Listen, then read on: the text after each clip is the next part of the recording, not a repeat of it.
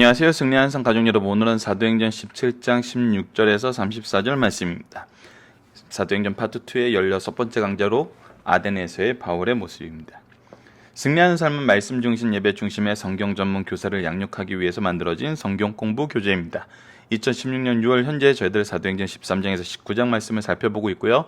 승리한 삶은 발행이신 박유열 목사님의 구속사로 조망한 성경 연속 강해집 사도행전 2권과 3권의 일부 내용을 가지고 편집이 되어 있습니다. 저희가 항상 주일날 위크스터디에서는 구조에 대해서 배우고 있고, 구조를 근거로 우리가 어떻게 말씀을 상고하는지 살펴보는 시간을 갖도록 하겠습니다. 연속 강해 설교를 한다는 것은, 연속 강해 설교를 통해서 성경을 배운다는 것은 어떠한 것이냐면, 박유열 목사님이 쓰신 표현인데, 말씀의 파도를 따라가는 것입니다. 우리가 인위적으로 우리가 어떤 루트를 정해서 가는 것이 아니라 하나님이 이끌어 주시는 대로 가는 것이 하나님의 말씀을 가장 바르게 잘 이해할 수 있는 방법이라는 겁니다. 이것은 마치 노아의 방주에 키가 없었던 것과 같습니다. 노아가 어디로 갈지 정하고 키를 통해서 조정하려나 조율하는 것이 아니라 하나님의 파도가 인도하시는 대로 가는 것. 그래서 우리가 성경을 연속 강해 설교로 보는 것, 전체적인 구조를 통해서 그 중심 사상을 보는 것은 무엇과 같으냐면, 말씀이 우리를 이끌어주는 대로 이렇게 가는 것과 같습니다.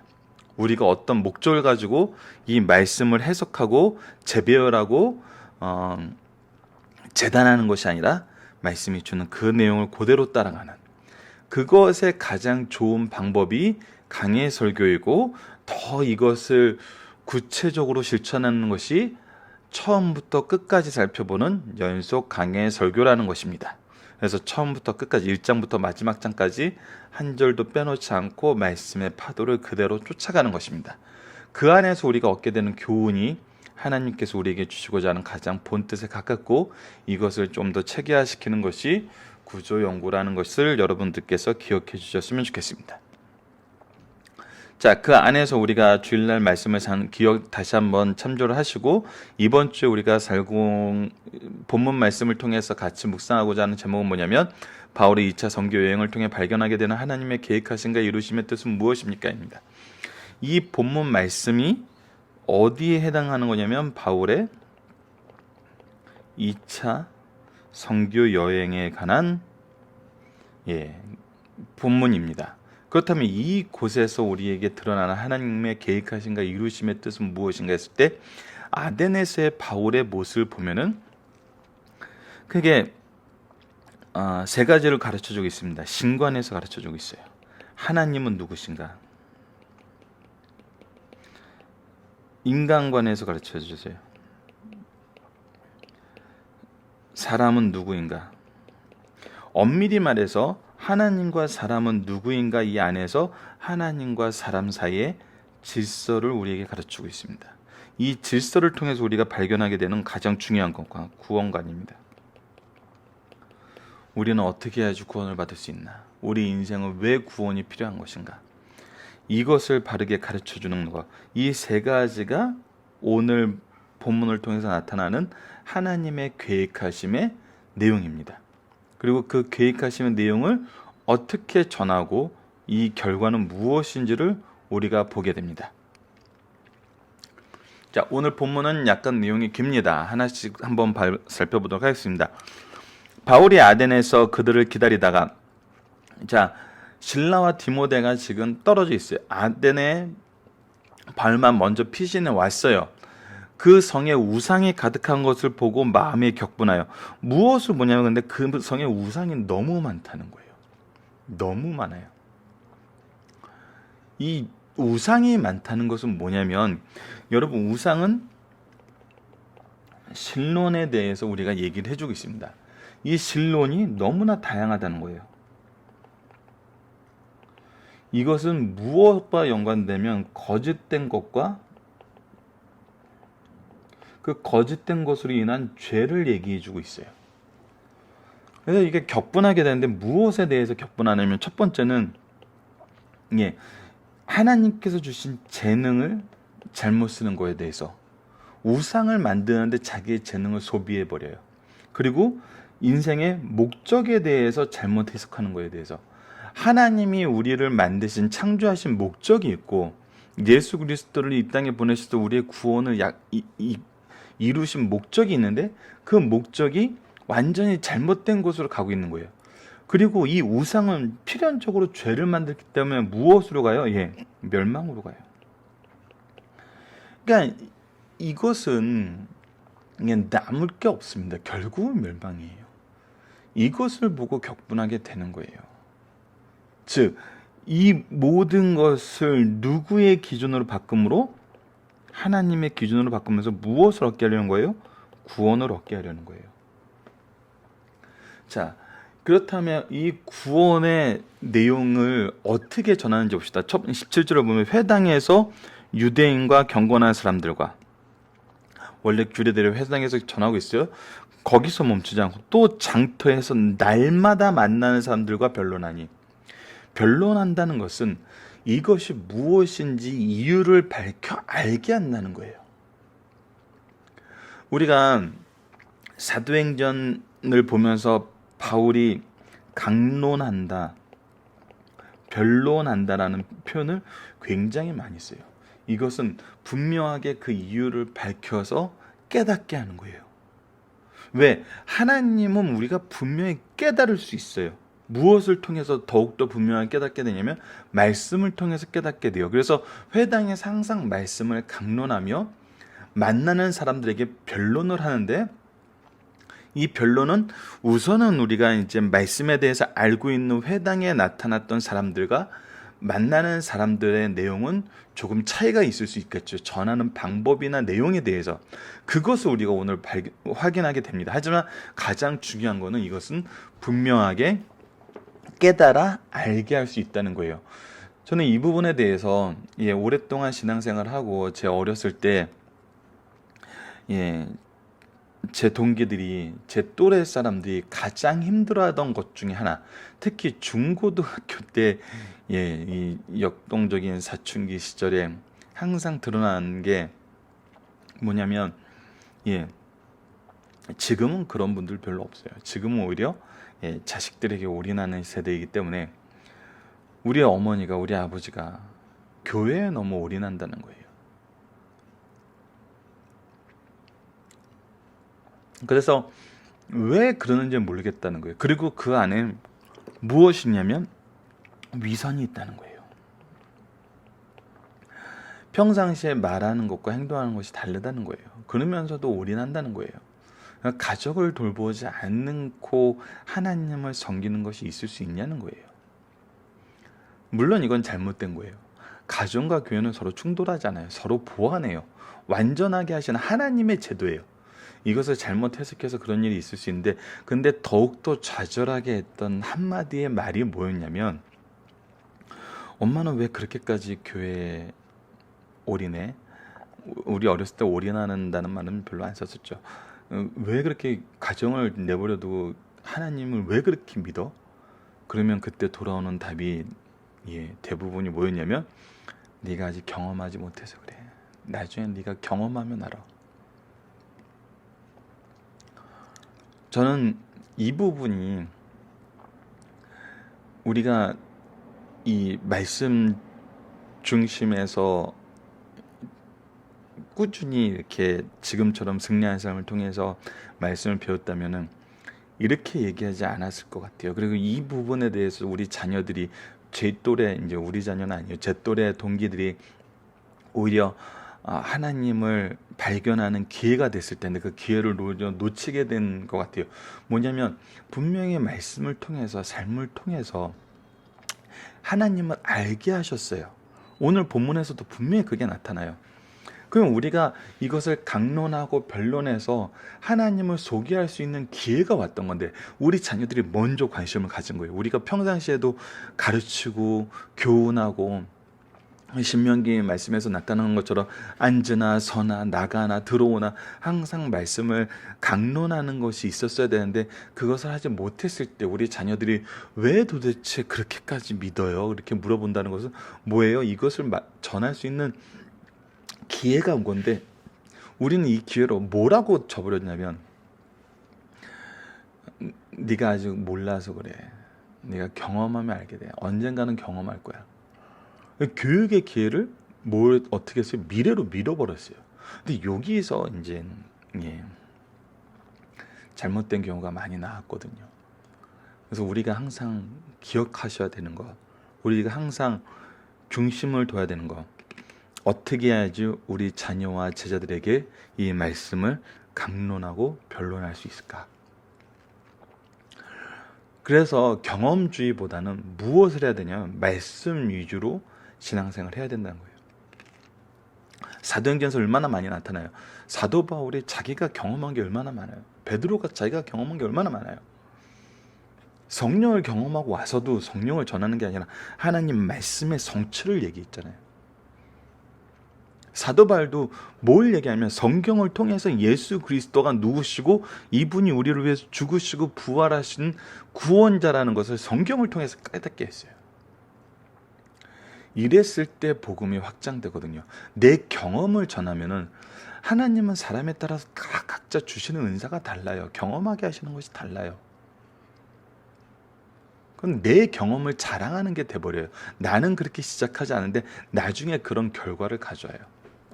사이드적인 걸로 너무나 말이 많았는데 항상 이 부분을 기억하셔야 됩니다. 언제나 변론했다는 걸 깨달아 알게 했다는 거예요. 그런데 이제 어떤 사람들이 나타나냐면 어떤 에피쿠로스와 스토아 철학자들도 바울과 쟁론할 때 어떤 사람이 이르되 이 말쟁이가 무슨 말을 하고자 하느냐 하고, 이 말쟁이라는 얘기는 지절거린다는 거예요. 요즘 말하는 이 트위터와 같아요. 트위터는 일정 글자 이내에만 이렇게 우리가 단어수를 쓸 수 있어요. 그러니까 굉장히 짧은 문장이에요. 이 얘기는 그냥 짧은 지식을 가지고 계속 그것만 지절거린다는 뜻이에요. 트위터가 굉장히 좋은 예를 주기도 하네요. 어떤 사람은 이르되 이방신들을 전하는 사람이다 하니 이는 바울이 예수의 부활을 전하기 때문이다. 그리고 어떤 사람은 지식이 아니라 이제 이방신들에 대한 것이다. 왜냐하면 이 사람이 지금 부활을 얘기하고 있어요. 예수와 부활을 예수는 누구예요? 유대인이에요. 부활은 뭐예요? 다시 사는 거예요. 이 부활에 대한 철학자들의 사상이나 생각이 전부 달라요. 그래서 이것은 이제 다른 종교의 한 종파인가 보다 이렇게 생각하는 거예요. 그러니까 근데 이제 이 에피쿠로스 아파 스토아 철학자들 얘기하는 이유가 뭐냐면 이들에게는 분명히 나타나는 몇 가지 이제 특징이 있어요. 첫 번째는 이 여러 가지가 있는데 강해집에 나 있는 걸 조금 축약해서 얘기하냐면 신론에 대해서, 그리고 이들의 삶의 목적에 대해서, 이 이생의 삶의 모양에 대해서, 이 인생의 목적에 대해서 생각하는 것이 분명히 극명한 차이가 있는 두 학파예요. 특히 스토아 철학이 굉장히 이제 헬라 문화를 지배하던 사상이고, 여기서 나온 사상 때문에 많은 이단들이 생기고 이 사상과 기독교 문명을 이렇게 막 짬뽕해서 해석해서 잘못된 기준을 세워서 여기서 이단들이 많이 나오거든요. 근데 이제 에피쿠로스 학파 같은 경우는 신론은 이제 그냥 자연신 사상이에요. 자연에 소속된 모든 것들은 이 신적 존재다. 나무에도 신, 이렇게 이렇게 달에도 신, 태양에도 신. 이거는 모든 샤머니즘이 여기서 시작되는 걸 보고 있고, 이거는 전 세계 어디에나 있어요. 한국 기독교도 이 샤머니즘 영향에서 벗어나지 못한 여러 가지 잔재들이 남아 있는 것을 이제 지적하시는 분도 계세요. 이 부분은 이제 나중에 이제 선교적인 내용을 얘기할 때 한번 거론할 내용이 있지만, 오늘 이 사도 바울의 행동을 통해서 보는 것은 이러한 사상을 막 무시하고 깨트리고 없애려는 것이 아니라, 오늘 사도 바울의 얘기를 보면은 여기 아덴 사람들은 너희를 보니 범사에 종교심이 많도다라고 하면서 이런 사상을 가진 것을 통해서 누구를 가르쳐주는 도구로 쓰냐면 하나님을 드러내는 도구로 우선은 사용한다는 거예요. 그리고 나서 이제 잘못된 사상에 대해서 버리라는 것을 아래에서 설명을 해주고 있어요. 근데 이것이 이제 우리가 좀 취해야 될 좋은 본보기라고 생각을 하는데, 어쨌거나 에피쿠로스 학파는 이제 자연신 세상이 있었고, 그들의 주장은 뭐냐면 이생으로 끝나는 거예요. 이 세상의 삶이 지금 여기서 이제 끝나 버리는 거예요. 그래서 지금 그냥 즐겁게 사는 거예요. 내가 좋아하는 걸 하면서 사는 게 좋다는 거예요. 현대 이 쾌락주의랑 굉장히 맞닿아 있죠. 스토아 철학은 뭐냐면, 신은 이제 신과 우주를 동일시해요. 이 신이 이 우주예요. 그래서 이 최고의 그 신이 있어요. 그래서 그 신의 그 영역에 있는 거예요. 그러면서 이 신의 본래 모습은 이 쾌락과는 거리가 멀다는 거예요. 이 성관계도 자손을 위한 것이지 우리의 이제 쾌락을 위한 것이 아니라는 거예요. 그래서 굉장히 도덕주의를 강조하고 엄격한 금욕주의를 얘기를 해요. 이것이 이제 이 두 학파의 특징인데, 이 사람들이 지금 바울과 쟁론하게 됐어요. 바울과 쟁론하게 됐다는 것은 신앙과 인생의 목적에서 차이가 있다는 거예요. 이것이 이제 우리가 분명히 기억해야 되는 부분이에요. 이 일반 세상이 말하는 철학과 하나님이 얘기해 준 지수와는 분명히 차이가 있어요. 근데 차이가 있는 가운데에서 우리가 무엇을 발견하게 되냐면, 이들이 신관이 있다는 거예요. 신의 존재를 믿는다는 거예요. 이들이 어떻게 신의 존재를 믿게 되었을까요? 이것이 중요한 부분이에요. 이것이 이제 하나님께서 계신다는 것을 믿을 수밖에 없다는, 그러니까 신의 존재를 지금 현재 사람들은 뭐 무신론이라고 하는데, 사실 끝부분에서도 얘기하겠지만 오늘 설명이 굉장히 장화에 가는데 본문이 길다 보니까, 이 무신론은 사실은 신이 없다라고 주장하는데, 이들은 오히려 신의 존재를 강하게 부인을 하는 거예요. 이 얘기는 뭐냐면, 신이 있는 그 몇 가지 증거에 대해서 부인하면서 신이 없다라고 얘기를 하고 싶은 거예요. 그러니까 오히려 이들의 주장은 신이 있다는 것을 오히려 반문하게 만들어요. 이런 사례는 굉장히 많아요. 뭐냐면, 이 우주에 대해서 예전에도 한번 얘기한 적이 있는데,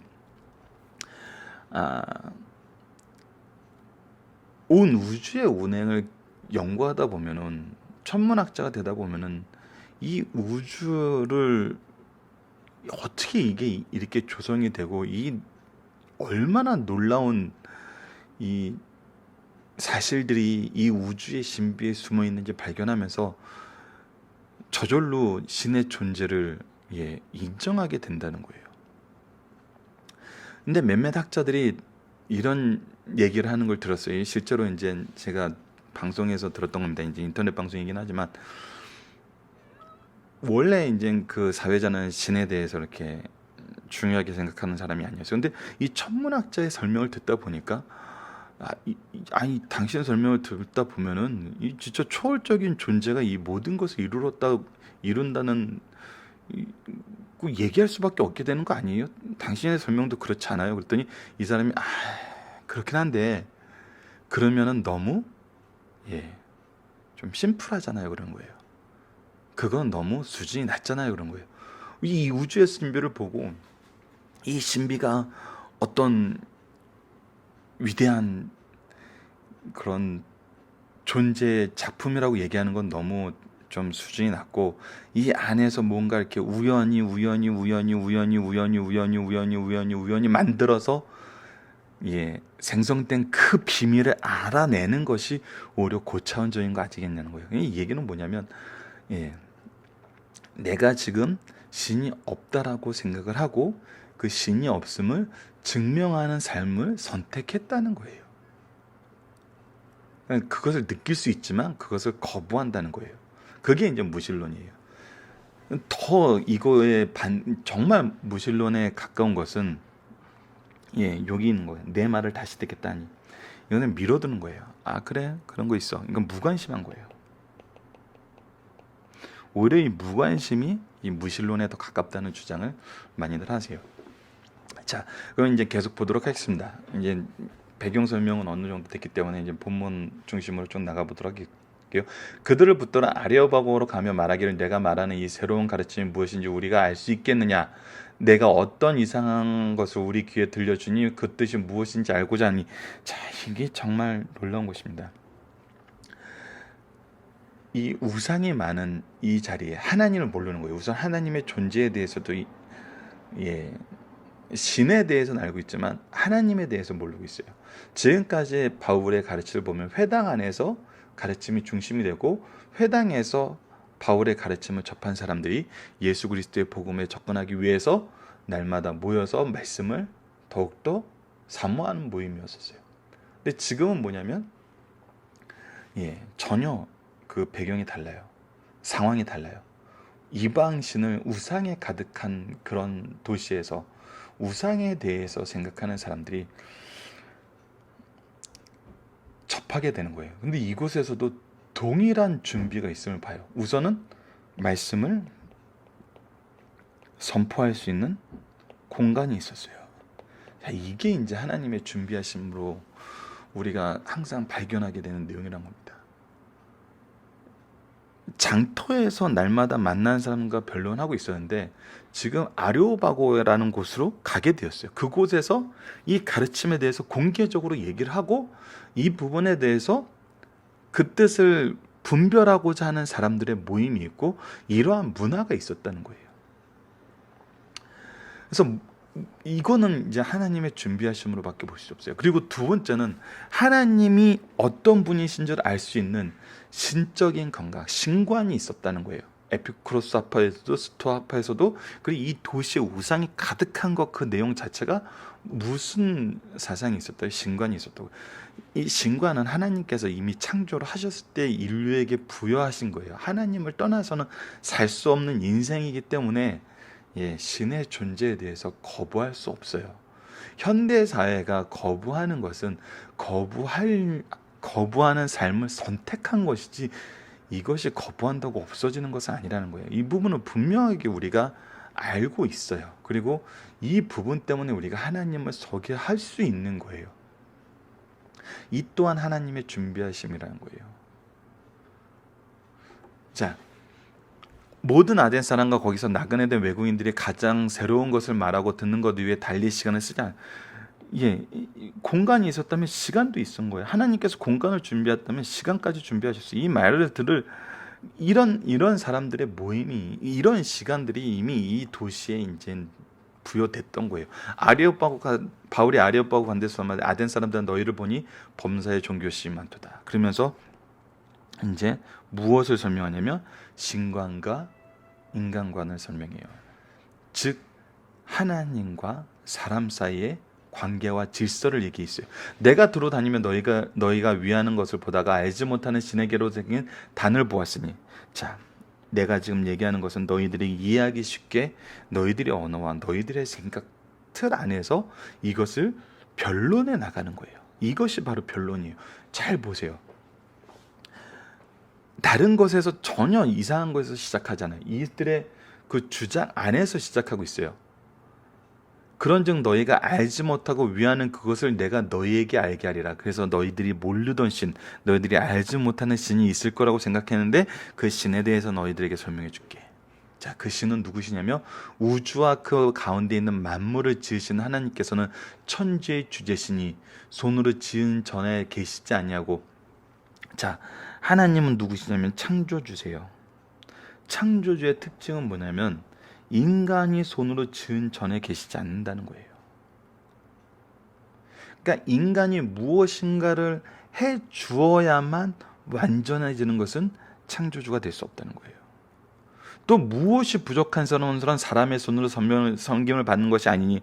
당연하죠. 아니, 창조주가 무엇이 부족해요? 왜 사람이 그를 서빙을 해야 돼요? 이 사람들이 생각하는 서비스와 우리가 예배라고 얘기하는 서비스는 완전히 개념이 달라요. 그 개념의 차이를 지금 설명해 주고 있는 거예요. 이는 만민에게 생명과 호흡과 만물을 친히 주시는 이심이라. 여러분들이 지금 생명을 가지고 있고 호흡을 하고 있고 만물에 조성하신 그 역사, 이 지상의 삶은, 이 온 우주의 운행은 누가 주신 거냐면 바로 하나님이 주신 거라는 거예요. 그래서 하나님은 주시는 분이시지 우리가 무엇을 줘야지 완전해지는 분이 아니라는 거예요. 인류의 모든 족속을 한 형통으로 만드사 온 땅에 살게 하시고, 하나님은 모든 인간을 평등하게 하셨다는 거예요. 그리고 그들의 연대를 정하신다는 거예요. 그들의 거주의 경계를 한정하셨다는 거예요. 이 이유는 뭐냐는 거예요. 이는 사람으로 혹 하나님을 더듬어 찾아 발견하게 하심이로다. 여러분들이 신관이 있다는 것은 무엇이냐면 하나님을 더듬어 찾아 발견할 수 있게 하신 거란 거예요. 이 얘기는 뭐냐면 우리가 신을 저 높이 있는 신으로 섬기고 저 멀리 있는 신으로 섬기는데, 하나님은 그런 하나님이 아니라 우리 각 사람에게서 멀리 계시지 아니하시고 항상 동행하시는 분이라는 거예요. 함께 하시는 분이라는 거예요. 이것이 지금 에피쿠로스나 스토아 철학자들하고 다른 거예요. 신을 별격의 존재로 놓고 별격의 공간에 별격의 사고방식을 가진 자들로 놓고 그들을 우리가 열심히 섬겨야지 우리 신이 더 대접받고 더 강해지는 것. 그래서 우리가 강해야 우리 신도 강하고 이 신이 우리를 강하게 해야 이 신도 강한 신이 되는 것. 그런 관계가 아니라는 거예요. 모든 것이 풍족하시고 모든 생명과 호흡과 만물을 주시고 우리와 함께 하시면서 자기를 찾는 자들에게 그를 드러내셔서 발견하시게 하시는 하나님이란 거예요. 그래서 우리는 어떤 존재냐면 인간관에 대해서 나타납니다. 우리가 그를 힘입어 살며, 우리는 오직 하나님을 힘입어 살며요. 기동하며 존재해요. 우리가 삶의 생명력을 얻은 거, 우리가 움직이면서 무슨 일을 하는 거, 우리의 존재 모든 이유는 바로 하나님에게 있다는 거예요. 너희 시인 중 어떤 사람의 말과 같이 우리가 그의 소생이라 하니, 우리가 그의 소생으로 그의 생명에 부여하심을 받은 그의 자손들이란 거예요.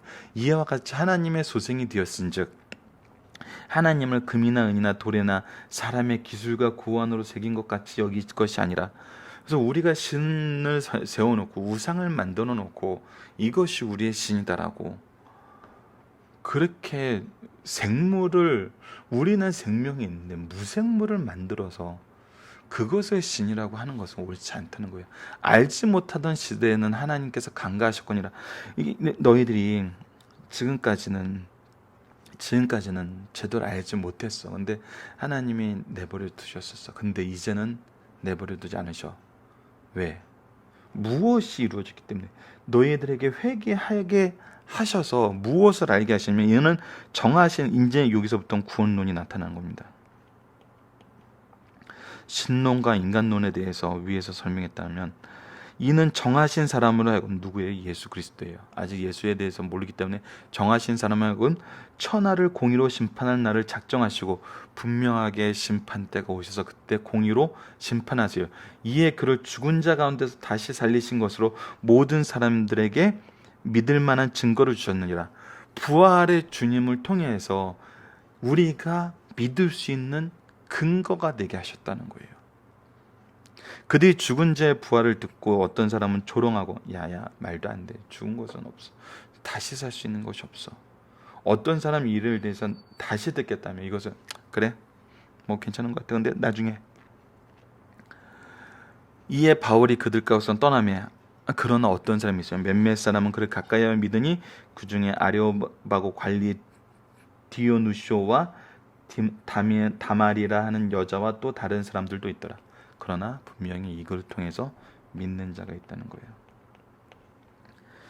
자, 그렇다면 우리가 이제 다시 한번 정리를 하면은, 우리가 믿지 않는 사람들에게 그 믿음을 전해줄 때는 무엇을 통해서 전해줄 수 있냐면 바로 바른 신관과 그리고 인간관과 구원관이라는 거예요. 자, 우리가 항상 이 세 가지에 대해서 준비를 하고 있어야 된다는 거예요. 이미 사도 바울이 이 부분에 대해서 우리에게 이 사도행전의 설교를 통해서 잘 알려준 것처럼 우리는 반드시 이것을 가지고 얘기를 해야 돼요. 이 내용을 가르칠 수 있어야 돼요. 이것이 우리가 배운 변론이에요. 자, 자세하게 설명했던 것처럼 여러분들 그 이유는 무엇인가요? 이 부분은 우리가 이제 묵상할 제목인데 이것은 이제 중심 사상에서 잘 표현되어 있습니다. 굉장히 내용이 많기 때문에 여러분들 이 부분은 지금까지 했던 것처럼 본문의 성경 구조를 통해서 여러분들 각자가 좀 확인해 주시는 시간을 부탁드리도록 하겠습니다. 자, 중심 사상으로 넘어가도록 하겠습니다. 성령의 지시에 따라 유럽 선교를 시작한 바울 일행은 빌립보, 데살로니가, 베레아에 심한 어려움을 겪으면서도 복음의 씨앗을 뿌렸고 그 씨앗은 성령의 역사로 자라 결실을 맺어가고 있었어요. 쓰라린 경험들로 점철된 선교 여행이지만 바울 일행은 하나님의 복음의 싹을 내고 열매를 맺는 것을 보고 고통을 겪으면서 새로운 힘을 얻으며 더욱 힘써 하나님 말씀을 전했어요. 즉 선교의 기준은 뭐예요? 복음의 싹이 열매를 맺는다고 믿는 자가 더해진다는 거예요. 말씀이 확장된다는 거예요. 세상적으로 볼 때 아덴시를 관광하는 사람은 감탄과 경이로움을 느낄 수가 없어요. 왜냐하면 너무 이 우상에 대한 이 문화가 발전돼 있던 거거든요. 아덴은 정치와 군사적 주도권을 로마에게 빼앗겼지만 과거에 이룩한 최고의 문화는 간직하고 있었어요. 아덴의 건축, 조각, 수사학 등 각종 문화를 능가할 만한 곳이 아직 없었어요. 이 도시는 소크라테스와 플라톤의 출생지요, 아리스토텔레스와 에피쿠로스, 제논의 제2고향으로 철학에 있어서는 확실한 지도적 위치를 유지하고 있었어요. 굉장한 문화가 축적되어 있는 곳이죠. 건축에 있어서 웅장한 헤라클레스 막당, 6만 개의 자석을 가지고 운동장, 종교적 상징인 제우스 신전, 장엄한 판테온 신전, 특히 판테온 신전은 그 안에 3만여 개의 신상이 있어 장관이었어요. 이런 아덴시를 로마 정부에서는 자유시로 지정해 주어서 문화생활의 자유를 마음껏 누릴 수 있었어요. 이렇게 유서 깊은 도시에 온 십자군의 명장 바울은 과연 인간에게 이렇게까지 지혜와 능력이 있는가라면 놀라면서 동시에 분노를 일으켰어요. 왜 이런 인간의 지혜와 능력을 어디에 썼어요? 우상을 만드는 데 쓰고 우상의 문화를 만드는 데 썼어요. 즉 죽기 위해 썼다는 거예요. 심판을 위해 썼다는 거예요. 바울의 분노한 이유는 여기 이제 조금 전에 얘기했던 부분이고 아까 살펴보기 1번의 정답입니다. 바울은 모든 조상을 보고 그것을 만든 사람들이 하나님께서 주신 그 뛰어난 재주를 하나님의 아주 그렇게 사용했기 때문입니다. 그래서 그 능력, 재주를 잘못 사용했어요. 두 번째, 이 도시의 모든 우상과 건축물을 꾸민 사람들은 하나님을 찬양하고 경배하기 위해 태어남에도 불구하고 인생의 목적에서 빗나갔어요. 능력을 잘못 사용하고 목적에서 빗나갔고 이 다신교의 결과로 장차 아덴의 개인도 망하고 사회도 파괴될 결과 아덴트가 쇠퇴하게 될 거기 때문에 심판만 남았기 때문이에요. 사도 바울이 이러한 분노로 회당과 저자에서 그들에게 쟁론하다가 아레오바고에서 마레보라는 지혜를 받고 그들에게 복음을 전하게 되었어요. 아레오바고에서 바울은 복음을 힘있게 전하였고 사도 바울의 설교에 대해서 사람들은 세 가지 반응이 나타났어요. 이 부분은 중심에서 맨 마지막에서 확인할 겁니다. 영적으로 죽은 도시 아덴입니다. 아덴이라는 도시는 사람들을 만나기보단 신상을 만나기가 더 쉽다는 다신교가 지배하고 있는 도시였어요. 미학적으로는 멋지게 보였고 문학적으로는 세련되어 있을지라도 도덕적으로는 태폐적이었고 우상 종교에 기만당하여 영적으로 죽어가고 있는 도시였어요. 이러한 사망과 어둠의 땅 아덴에 생명과 영생을 제공하시려는 예수님의 신실한 종 사도 바울이 방문하여 새 생명의 역사를 시작하는 모습이고 이곳에서는 새 생명의 씨앗이 자라서 열매를 맺게 된 것이 오늘 본문 말씀에서 우리가 나타난 부분입니다. 언제 어디서라도 복음을 전하는 성도가 되어야 됩니다. 아덴에서 바울이 통해 복음을 접한 사람들은 회당에서 유대인과 유대교에 입교한 이방인, 저자에서 유의치하는 사람들, 아리오바고에서 바울의 말을 듣기를 원하는 에피쿠로스 학파, 스토학파 사람들이었어요. 우리도 언제 어디서나 누구에게나 복음을 전할 수 있는 주의 종과 성도가 되어야 할 것을 가르쳐 주세요. 이것은 무엇을 우리 통해서? 말씀을 통해서 변론하여 깨닫게 하는 거예요. 이 준비가 되어 있어야 돼요. 이러기 위해서 우리가 승리하는 삶을 통해서 말씀 연구를 하는 겁니다. 바른 신관을 알려주고 있어요. 이게 중요합니다. 하나님, 바울은 알지 못하는 신이 바로 하나님이라고 말했어요. 그리고 그 하나님의 특성에 대해서 창조주시기 때문에 피조물에 예속되지 않으며 만유의 근원이시로 부족함이 없으시고 전지하시고 모든 것을 구체적으로 섭리하고 주관하시는 분에게 결코 다른 것에 의존하는 분이 아니라는 거예요. 나를 의존하는 신을 사람들은 계속 만들고 있어요. 내가 섬겨야 잘 되는 신을 계속 만들고 있어요. 이 세상에서 나타나는 것들 보세요. 인기를 얻고 집중을 받아야 높아지는 것들을 우리가 섬겨요. 근데 이것은 섬김의 대상이 아니라는 거예요. 그런 거는 결코 섬김의 대상이 될 수 없다는 거예요. 바른 인간관을 가르쳐주고 있어요. 여기서 중요해요. 모든 인간들에게는 하나님께서 심어놓은 종교성이 있어요. 인간은 하나님의 피조물이에요. 그리고 인간의 존재와 생명을 하나님께서 한 혈통으로 지으셨어요. 그래서 우리의 생명의 조성하심이, 우리 삶이, 온 우주가 하나님의 존재를 가르쳐주고 있어요. 이것을 부인할 수 없어요. 이것을 부인하는 것은 부인하는 삶을 선택했다는 것이지, 이것이 느껴지지 않지는 않아요. 이거는 무신론적인 삶을 살아보는 사람들은 더 강하게 느껴요. 그러므로 어느 종족도 우월성을 주장하는 것은 잘못이에요. 이렇게 볼 때 사람들은 하나님의 피조물로 유한성을 지니고 있으며 동시에 하나님을 찾도록 지음받은 존재로 하나님의 통치에 있는 의존적 존재라는 사실을 가르쳐주는 말씀입니다. 바른 구원관과 마지막 심판을 가르쳐주고 있어요. 구원관을 통해서는 이 심판에 대해서 가르치는 것이 항상 같이 있어요. 이것을 또 혹된 이 말을 많고 이렇게 좀 말도 안 되는 주장을 하는 사람들은 너희들은 피어 마케팅을 한다 그래요. 공포 마케팅을 한다는 거예요. 심판을 얘기함으로써 사람들을 공포에 물들게 한다는 거예요. 이거는 이단들이 많이 했던 거긴 해요. 그러나 성경을 통해서는 우리가 이 심판을 통해서 얘기하는 것은 구원을 얘기하지. 이 차이는 분명히 있어요. 이단들이 얘기하는 것과. 그래서 여러분, 이단이 정말 미혹해 한다는 말이 우리가 이 부분을 주의해야 돼요. 너희들이 스스로 신의 소생이라고 시인하고 있다면 신은 분명히 금이나 은이나 돌에나 사람의 기술과 고안으로 새긴 것들과 같이 여길 수 없어요. 즉 사람이 신을 만들 수 없고 만들어서도 안 돼요. 알지 못하고 행하던 불신앙의 시대는 무기나였으나 이제는 그것이 죄임을 가졌고 깨닫고 회개하라고 했어요. 그리고 예수를 믿을 만한 충분한 증거를 주셨으니 그를 믿으라. 믿지 않으면 반드시 심판이 있다는 거예요. 그 충분한 증거가 뭐예요? 바로 부활이에요. 이와 같이 바른 구원관과 마지막 심판을 분명하게 가르쳐주고 있어요. 일반적으로 복음에 대한 사람들의 반응은 세 가지예요. 자, 바울이 아덴에서 복음을 전하다 세 가지 반응이 일어났어요. 이는 역사 일에 언제나 공통적인 반응이에요. 어떤 이는 비웃으면 핍박해요. 비웃을 때는 희극을 보는 듯하지만 심판 때는 비극이 이어져요. 또 어떤 사람은 거부하거나 부인하지는 않지만 복음에 대해 접속을 내일로 미뤄요. 자, 이것이 요즘 현대의 삶이에요. 어떻게 보면 가장 심한 거예요.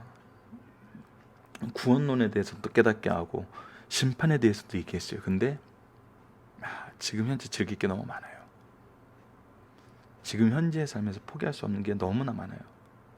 계속 끊임없이 생성해 나가요. 그래서 이거를 그냥 무시하게 만들어요. 현대의 삶은 이것의 천국이에요. 하나님에 대해서 몰라도 즐거운 게 너무 많아. 하나님에 대해서 몰라도 해야 될 게 너무 많아. 그러나 인생에게 내일의 보장은 없어요. 내일의 보장, 이런 것이 내일의 보장을 해주지 않아요. 마지막으로 어떤 이는 복음을 그대로 받아들여요. 이들은 구원을 얻고 주의 몸된 교회의 지체가 되어 이와 같이 복음에 대한 반응을 보여줌으로써 우리가 믿고 영생에 이를 것에 대해서 감사할 것을 가르쳐줘요. 여러분, 셀퍼보기 정답은 카페를 통해서 확인하시고요. 적용의 문제를 간단하게 보겠습니다. 우리는 세상을 무엇을 보고 격분하고 있나요? 우리가 격분하는 것은 뭐죠? 그리고 이 격분을 어떻게 표현하고 있죠?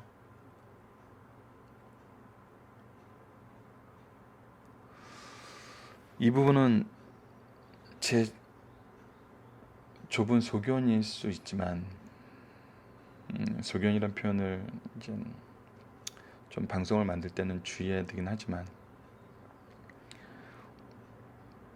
우리가 잘못된 격분은 뭐냐면 예. 죄에 대해서 격분하는 것은 너무나 자연스러워요. 죄에 대해서 격분하셔야 돼요. 근데 이 죄를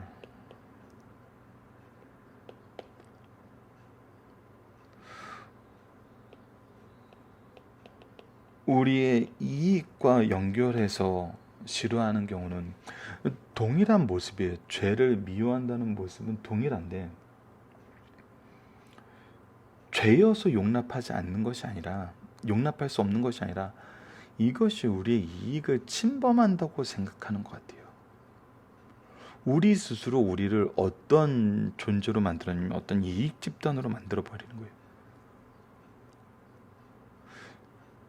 이것은 마치 빌립보에서 이 귀신들의 주장을 어떻게 보면 받아들이는 것과 똑같아요. 하나님을 인정하고 그의 종들을 인정하는 목소리는 어떤 것이든 우리 이익하고 부합되니까 받아들인다. 근데 이게 아니거든요. 이익 집단이 아니거든요. 우리는 진리의 수호자예요. 근데 이것이 이 부분을 좀 면밀하게 관찰을 해볼 수 있어야 돼요. 이것이 죄를 미워한다는 겉모습은 같은데 그 본질적인 생각과 방향은 다르다는 거예요. 그래서 얘네들은 미워하는데 이 집단화돼서 미워해요. 이 일을 싫어하는 사람들하고 같이 진리가 아니어도 연합을 해요. 이거는 우리가 좀 주의해야 될 부분인 것 같아요.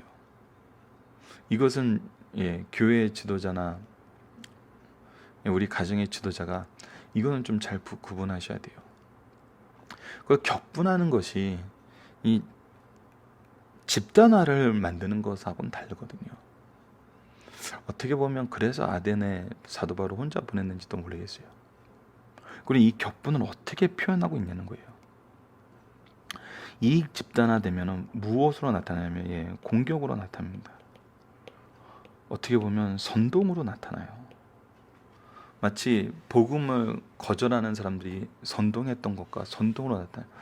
근데 아니에요. 여기서 우리가 성경을 통해서 보는 건 변론이에요. 깨닫게 하는 거예요. 말씀을 소개하는 거예요.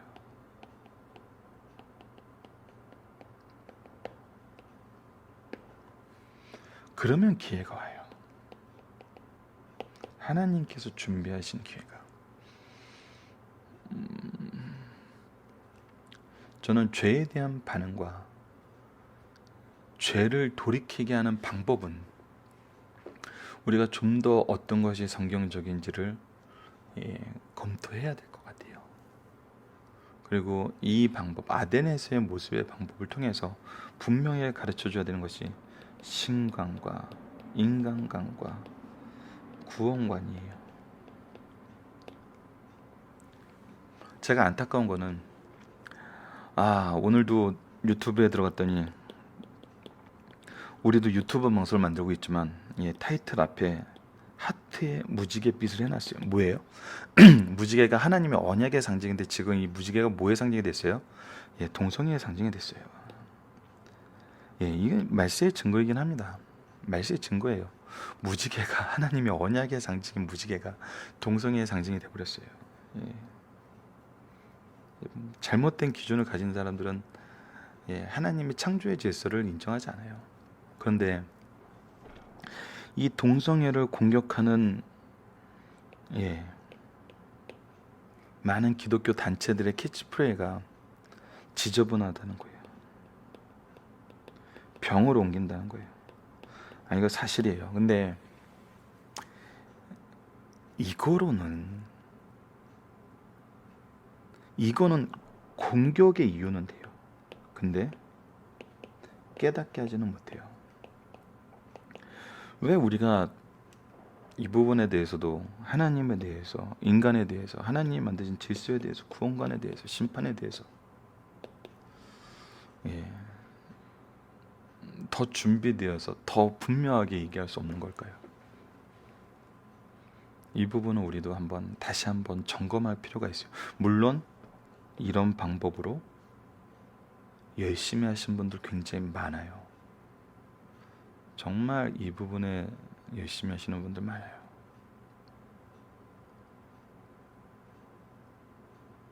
그런데 언론에 비춰주는 건 대부분 이런 내용이에요. 그러니까 언론을 활용하는 방법이나 내용도 좀 더 복음적인 연구를 좀 해야 되고, 우리가 진정한 노력이 무엇인지는 다시 한번 우리가 진지하게 생각하고, 이 부분에 대해서도 우리가 미리 준비해야 될 시기가 왔어요. 이런 문제에 대해서 이제 우리가 말씀을 가지고 어떻게 변론할 것인가를 우리 자녀들에게 가르쳐야 될 시기가 왔어요. 그냥 놔두면 현대 사회는 이걸 그냥 인정하는 사회예요. 그래서 이 사회에서 살아가는 아이들을 우리가 끝까지 울타리가 되어줄 수 없어요. 결국은 나가요. 뭐예요? 말씀으로 무장시켜야 된다는 거예요.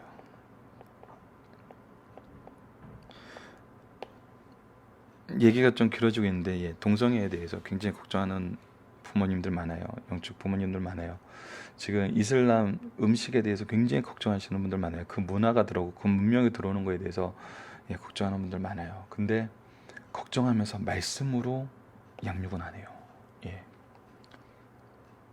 이게 이제 아이러니입니다. 이럴 때일수록 더욱 말씀으로 깨닫고 증거할 수 있는 주의 제자로 양육해야 돼요. 이것이 우리 자녀들을 보호하고 우리 자녀들을 통해서 하나님께서 복음을 확장시키시는 방법이라는 거예요. 이 부분을 우리가 다시 한번 진지하게 생각해보는 그런 시간을 가졌으면 합니다. 말씀을 기초로 기도하기를 통해서 마치겠습니다. 하나님, 우리가 세상에 하나님을 모르고 하나님 없는 삶을 살 때 우리 입술을 열어 증거하게 하시고, 증거할 때에 지혜와 기회를 주셔서 바르게 전할 수 있도록 인도하여 주셔서, 이 일을 할 때 오직 하나님의 구원이 드러나게 하시고 우리가 분냉과 정죄함으로 복음의 길을 막지 않도록 인도하여 주소서. 예수님 이름으로 기도드립니다. 아멘.